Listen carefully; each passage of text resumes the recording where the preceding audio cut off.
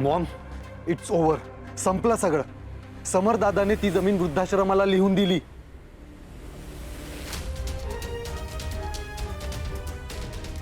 स्वानंदी सरपोतदार. डोळ्यात गेलेला कचरा झाली ती, टोचायला लागली पण काढून सुद्धा टाकता येत नाहीये. मॉम, व्हॉट्स सो फनी? मला ती जमीन हवी होती. I tried really hard. माझ्या फेल्युअरवर हसतेस, पण तुला कळतंय का ती जमीन आपल्या हातून गेली. अंशू, काहीही गेलेलं नाही आणि जाणारही नाही. ती जमीन मिळणार, सगळं मिळणार, मलाही आणि तुलाही. सगळं मिळणार, मलाही आणि तुलाही. छान कविता करतेस, पण लॉयरला बोलवून समर दादा या जगात एकच समर दादा आहे का? या जगात बिंडोक माणसं पण राहतात.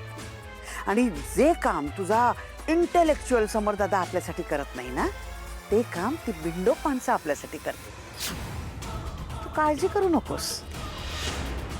अजून डाव आपल्या हातून गेलेला नाहीये. एक सॉलिड असा हुकमी एक्का आपल्या हातात आलाय. आता हा हुकमी एक्का फेकायचा आणि डाव जिंकायचा. हे तुझं नॉनसेन्स बोलून झालं की मला बोलव. मला अजून इरिटेट करू नकोस. स्वानंदीचं लग्न मोडणार.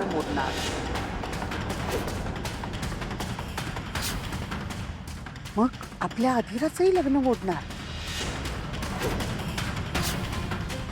आणि त्याच्यानंतर समोरचं त्या जमिनीवरचं लक्ष उठणार.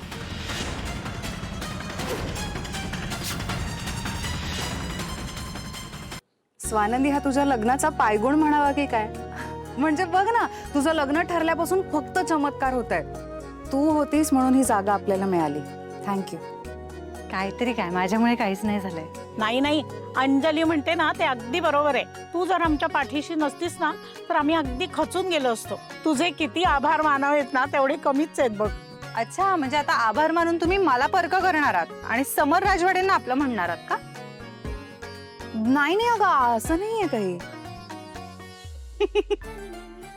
गंमत केली तुमच्या सगळ्यांची. तू पण ना. आता आमची अजिबात काळजी करायची नाही. आता आम्ही सगळे दणक्यात प्रॅक्टिस करू नाटकाची. काय हो? हा. तू आता फक्त तुझ्या साखरपुड्याची तयारी कर. बरोबर. आणि हे बघ, काहीही मदत लागली ना स्वानंदी तरी हक्काने सांगायची. आमचे भरभरून आशीर्वाद तुझ्या पाठीशी आहेत. तू कायम आनंदाने आणि सुखाने संसार कर.